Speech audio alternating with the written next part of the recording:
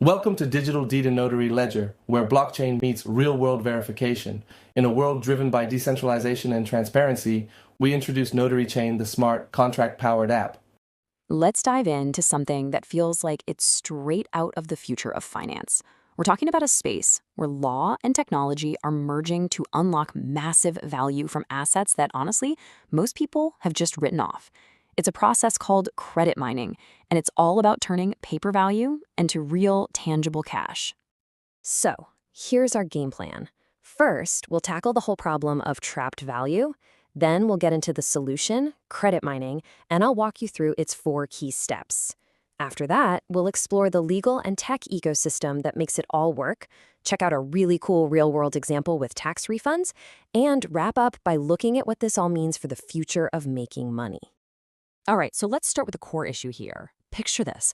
There are literally billions of dollars worth of assets out there. Things like legal judgments from a court case or old financial claims just sitting in a file somewhere. They have real, documented value, but they're completely stuck. They are what we call illiquid. You can't spend them, you can't trade them, they're just sitting there, useless. But what if you could change that? I mean, what if that court judgment sitting in a dusty filing cabinet could be zapped into a usable financial asset, like right now? Well, that's the exact puzzle that credit mining sets out to solve. You can really see the difference here. On one side, you have that illiquid legal claim. It's totally locked up, it's a nightmare to trade, and getting your hands on the cash could take years, if ever. But on the other side, you've got a liquid financial asset, which you can turn into cash pretty much on demand. The entire point of credit mining is to build a bridge from one side to the other. So how do we actually build that bridge? Well, that brings us right to the solution, a proprietary process developed by a company called Justice Fund Exchange, or JFE for short, and they call it credit mining. So what is credit mining, really? Well, in a nutshell, it's a system for taking those stuck, illiquid claims and completely transforming them into financial assets you can actually use, assets that are legally enforceable and super easy to trade. It's about creating liquid cash where, just a moment before, there was nothing. You know, a great way to think about it is like this incredible financial machine. You feed in these raw, untapped legal resources, like a dormant claim, and this machine just extracts pure liquid value. It's seriously like finding a way to mine for gold in a place nobody even knew to look.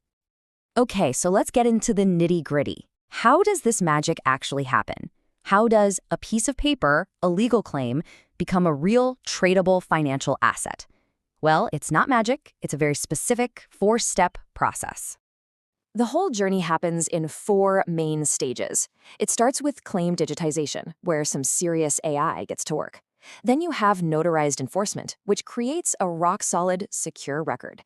Step 3 is asset tokenization, where that record becomes a digital token. And finally, value extraction, which is exactly what it sounds like, getting the cash. So these first 2 steps are really the engine room. In the digitization phase, JFE's proprietary AI scans the claim and checks it against all the relevant laws to make sure it's legit. Then, for enforcement, a platform called Notary Chain steps in and creates a tamper-proof, time-stamped record of it on the blockchain. This thing is unchangeable. Now, this whole process isn't just happening in a bubble. It's actually supported by a really powerful ecosystem that perfectly blends cutting-edge technology with some very solid old-school legal principles. Let's take a look at the infrastructure that makes this whole thing tick. On the tech side of things, you've got Justice Fund Exchange, or JFE, which is kind of the brains of the operation, using its AI to handle all the complex legal analysis. And then you have Notary Chain, which is like the digital Fort Knox, providing the security with blockchain verification, military-grade cryptography, and AES 256 encryption. Your data is locked down tight. And here's what's so crucial. This isn't some kind of crypto Wild West. It's all firmly grounded in decades of established U.S. commercial law, specifically something called the Uniform Commercial Code, or UCC. Article 3 makes sure these new assets are treated like a check. They're legally enforceable everywhere in the U.S. And Article 9 provides the security. It allows for a perfected lien, which is basically a public, legally binding way of saying dibs on the asset, making it totally safe to use as collateral. Okay, enough with the theory. It's cool, but let's make this real. Let's look at a concrete example of how credit mining can be used for something pretty much all of us know about: tax refunds. Right. So instead of waiting weeks or even months for the government to send you your tax refund, credit mining can actually collateralize that future payment. It takes an expected payment that's way off in the future and turns it into a real, usable asset that you can access today. And of course, security is everything. In this tax refund scenario, the system uses the blockchain to securely analyze and verify the value of that refund. The whole thing is then locked down with AES 256 encryption. We're talking the same standard the military uses, so your data and your privacy are completely protected. So let's pull back and look at the big picture for a second. Why is this such a big deal? What does this actually mean for the future of finance and just how we think about what an asset even is? Here's the key takeaway. Credit mining isn't just some clever one-off trick. It is a standardized, secure, and legally rock-solid blueprint. It's a repeatable system for creating entirely new categories of financial assets out of thin air. And that is the real game changer here. Which leaves us with a really exciting question. We've seen how this works for legal judgments and tax refunds, but come on, that's just scratching the surface. What other kinds of trapped value, just sitting there useless in our financial systems, are going to be unlocked next? The potential is absolutely massive. Hello, this is Clark, your illustrious host at Digital Deed and Notary Ledger. Smash that like button because we had the jewels for you. You know, it's pretty wild when you think about it. So much of our modern economy, all the buying, selling, and lending, still runs on legal ideas that are, well, hundreds of years old. But what happens when you take those time-tested foundational rules and you supercharge them with today's technology? That's what we're going to dive into, how these old-school legal and financial agreements are getting a massive 21st century upgrade. I mean, just think about that for a second. Right now, most agreements need lawyers, courts, and a whole lot of trust just to make sure everyone does what they said they would. It's slow, it can get really expensive, and honestly, it's full of friction. But what if a contract could work like a smart vending machine? You put in the crypto, you meet the conditions, and boom, the asset is released automatically. No middleman, no delays. That's the big idea we're unpacking today. So here's our roadmap. First, we'll look at the old world versus the new. Then we're going to get into the legal rule book that runs everything behind the scenes. After that, we'll see how physical assets are turning into digital code, how these two worlds are actually coming together to automate trust, and finally, what this all means for the future of money. All right, let's set the stage here. To really get why this shift is such a big deal, you first have to understand the problems everyone's trying to solve. I mean, just look at the difference here. On one side, you've got the way things have been done for ages. Tons of paperwork, waiting days or weeks for things to settle, and huge overhead costs that just lock a lot of people out of the system. But on the other side, you've got this new digital approach. We're talking automation, real transparency, and way lower costs. This isn't just about being a little bit faster, it's about rebuilding the whole system to be more efficient and open to everyone. Okay, before we jump into all the cool new tech, we have to talk about the foundation it's all built on. See, new technology doesn't just show up and make up its own rules. It has to work within the legal systems we already have. And for business in the US, that system has a name. And that name is the Uniform Commercial Code, or the UCC. The easiest way to think about it is like the operating system for American business. It's this huge set of laws that make sure everybody, whether you're selling a car, leasing equipment, or lending money, is playing by the same rulebook. It's absolutely essential. Now, inside that giant rulebook, there's one concept that is the absolute cornerstone of all lending. It's called a perfected security interest. That sounds complicated, but all it really means is that a lender has officially, publicly, and legally staked their claim on the asset you put up as collateral. It gives them first dibs. If things go south, they are legally at the front of the line to get that asset. Without this, lending as we know it would be way too risky. And here's how that traditionally works, broken down nice and simple. Step 1. A borrower pledges an asset.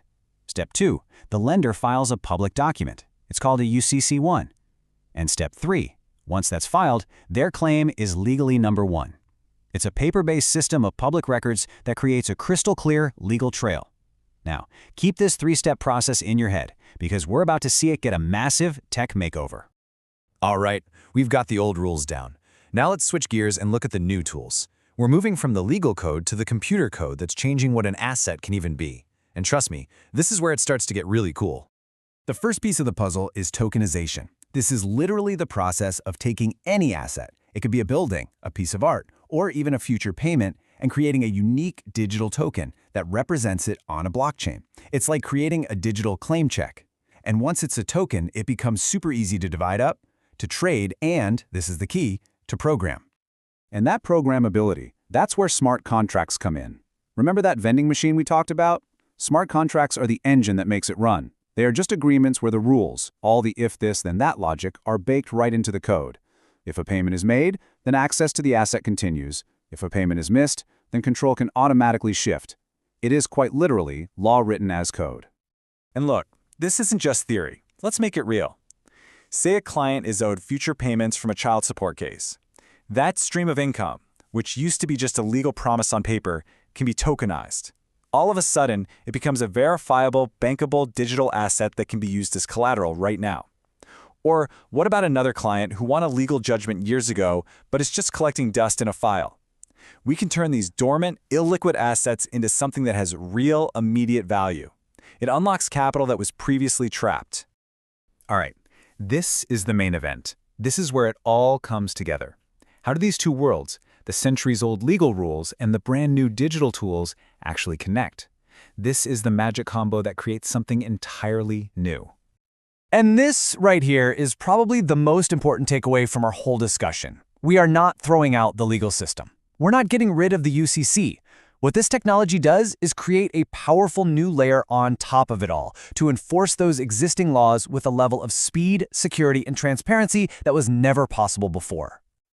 Now this slide might look a little intense, but it's where the rubber meets the road. Let's just look at that top row. Remember that paper UCC1 filing we talked about? Well, UCC Article 9 governs that. With this new tech, the filing can be done automatically and recorded on a blockchain, creating a permanent, unchangeable, time-stamped proof for everyone to see. The other articles here do the same thing. They map an existing legal rule directly onto a digital tool, translating law into code. A fantastic example of this is something called a smart contract trust account, or SCTA. Think about a traditional trust, where a bank or a lawyer holds on to assets for someone. An SCTA does the exact same thing, but it's fully automated. It uses things like multi-signature security, which means you need more than one person to approve a transaction, and it can lock up assets until certain dates or conditions are met. It's an automated digital vault. So what happens when you build a whole platform around this? The possibilities are incredible. For that client with the old dusty arbitration award, the system can use AI to scan the document and automatically generate all the legal notices. For another client who wants to get into DeFi and needs to show they have funds, they can use their tokenized gold-backed notes sitting in a secure account to instantly generate a tamper-proof proof of funds. Every document is secured, everything is automated, and everything is transparent. So what's the bottom line? Let's zoom out. We've seen the old rules. We've seen the new tools. What does this combination actually mean for us, for the world of finance? Why does it matter? Well, the benefits are pretty massive. When you automate all this complexity, you cut costs and save a ridiculous amount of time. You lower your risk because you're getting rid of human error and creating a perfect audit trail. And maybe most importantly, you make things more accessible. Financial tools that used to be only for the big players are now available to pretty much everyone. And I'm not talking about small improvements here. The data shows that by automating these kinds of legal and financial workflows, you can cut down on the administrative busywork by up to 70%. Let that sink in for a second. 70. Imagine all the time, money, and brain power that frees up. It's a total game changer. And this quote right here just hits the nail on the head. This isn't about some crazy future where code is law and we throw out everything we know. Not at all. It's about building a smarter, faster, and more transparent layer on top of the legal foundations we already trust. It's evolution, not revolution.